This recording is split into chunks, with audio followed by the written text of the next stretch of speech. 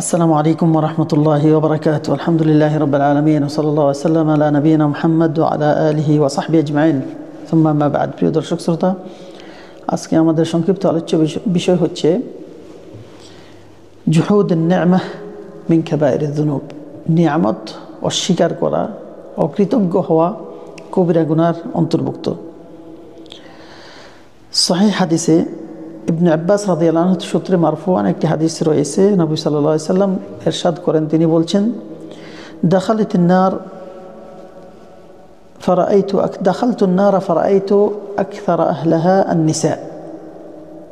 দাখালতুন নার ফারাআইতু আকসারা আহলাহা আন-নিসা ইয়াকফুরনা قيل يكفرن بالله قال لا يكفرن العشير ويكفرن الإحسان لو أحسنت إلى إحداهن الدهر ثم رأت منك شيئا قالت ما رأيت منك خيرا قط।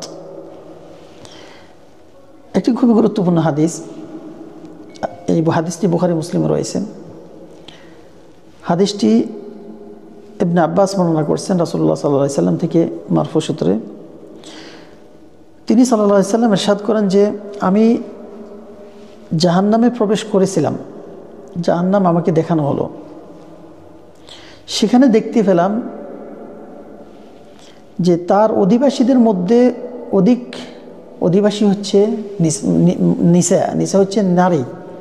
জাহান্নামের অধিবাসীরা হচ্ছে অধিকাংশই নারী, কারণ তারা কুফরি করে, তারা অকৃতজ্ঞ হয়। জিজ্ঞাসা করলেন সাহাবীরা যে, আল্লাহর উপর কুফরি করে, আল্লাহকে অস্বীকার করে? তিনি বলছেন, না, তারা আল্লাহকে অস্বীকার করে এই জন্য নয়, ইয়াকফুরনাল আশির, তারা স্বামীর কৃতজ্ঞতা অস্বীকার করে, স্বামীর প্রশংসা করতে রাজি না, স্বামীর প্রতি অকৃতজ্ঞ হয়। ওয়াকফুরনাল ইহসান, এবং স্বামীর পক্ষ থেকে যে ইহসান নারীদের প্রতি রয়েছে সেটাকে তারা অস্বীকার করে। লাউ আহসানতা ইলা ইহদাহুন্না আদ-দাহর, তুমি যদি বছর যাবত একটি নারীর উপর ইহসান করো, এরপরে সুম্মা রাআত মিনকা শাইআ, এরপরে তার বিপরীত তোমার থেকে কিছু একটু দেখলো, সাথে সাথে বলে দিবে কালাত, সে বলবে তোমার জীবনে তোমার থেকে কোনো সুখই পাই নাই, জীবনে তোমার থেকে কোনো সুখ পাই নাই।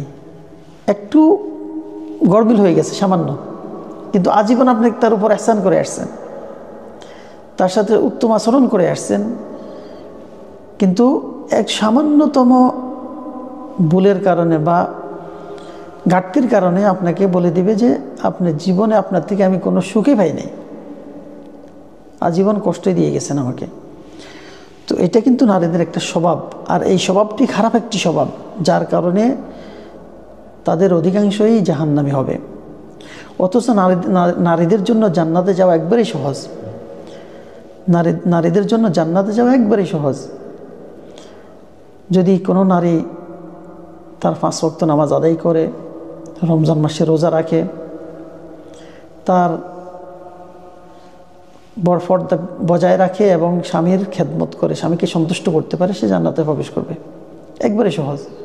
5 ওয়াক্ত নামাজ, রমজান মাসে রোজা, নিজের সতীতা বজায় রাখবে এবং স্বামীর আনুগত্য করবে, স্বামীকে সন্তুষ্ট করবে, সে জান্নাতে প্রবেশ করবে।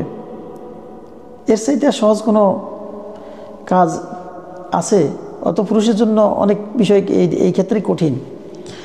অথচ এই নারীরা অধিকাংশই হবে জাহান্নামী একমাত্র তার স্বামীর কৃতজ্ঞতাকে অস্বীকার করার কারণে, অকৃতজ্ঞ হওয়ার কারণে, তার স্বামীর প্রশংসা না করে বরং তার অকৃতজ্ঞ হওয়ার কারণে জাহান্নামী হয়ে যায় অধিকাংশ নারীরা। অথচ উচিত ছিল আল্লাহ তাআলা শুকরিয়া জ্ঞাপন করা এবং স্বামীরও প্রশংসা করা, যে স্বামী তার সাথে সৎ আচরণ করে, তার পিছনে তার সময়, তার শ্রম এবং সম্পদ ব্যয় করে, তাকে সুন্দরভাবে লালন পালন করার চেষ্টা করে, তাদের কৃতজ্ঞতা না করে তাদের প্রতি অকৃতজ্ঞ হওয়া বা তাদের যে ইহসানটা অস্বীকার করা, এটা খুবই বিশাল বড় একটি কুফরি বা সেই কুফরি বলতে অকৃতজ্ঞ হওয়া, আর এটার কারণে জাহান্নামী হওয়ার সম্ভাবনা বেশি। নারীদের জন্য সতর্কতা বাণী। আর আমাদের পুরুষদের জন্য একটি সতর্কতা বাণী সেখানে আছে, যে সেটা হচ্ছে নারীদের সাথে সদাচরণ করা, তাদের সাথে সদাচরণ করতে হবে এবং সর্বদাই তাদেরকে সুন্দরভাবে আগলিয়ে রাখতে হবে। এবং তাদের পক্ষ থেকে এই সমস্ত কোনো বিষয় যখন বহির্প্রকাশ হবে এবং তারা স্বাভাবিক, যেহেতু তারা ভুলে যায় এবং অকৃতজ্ঞতা তাদের থেকে আসাই একটা স্বাভাবিক বিষয়, যেটা হাদিস দ্বারা সেটা প্রমাণিত। অতএব আপনাকে ওই ক্ষেত্রে ধৈর্য ধারণ করতে হবে, আপনাকে হতাশ হওয়া যাবে না, তাদের সাথে সুন্দরভাবে তাদেরকে বুঝিয়ে শুনিয়ে আগলিয়ে রাখতে হবে। এবং তারা কোমলমতি, তাদেরকে সহজে বোঝানো সম্ভব এবং সহজে তারা সন্তুষ্ট হয়ে যায়। যেমন সহজে অসন্তুষ্ট অকৃতজ্ঞ হয়ে যায়, তেমনি সহজে তাদেরকে সন্তুষ্ট করা সম্ভব। এই দিকে আমাদেরকে পুরুষদেরকে খেয়াল রাখতে হবে। আল্লাহ তাআলা আমাদেরকে তৌফিক দান করুক যেন আমরা যেন আমাদের সংসারগুলো সুন্দর করে গড়তে পারি, আমাদের স্ত্রীদেরকে, আমাদের সন্তানদেরকে যেন সঠিকভাবে আল্লাহ তাআলার নির্দেশনা অনুযায়ী তাদের যেন লালন পালন করতে পারি এবং তাদেরকে সেভাবে গড়ে তুলতে পারি। সে তৌফিক আল্লাহর কাছে আমরা কামনা করি।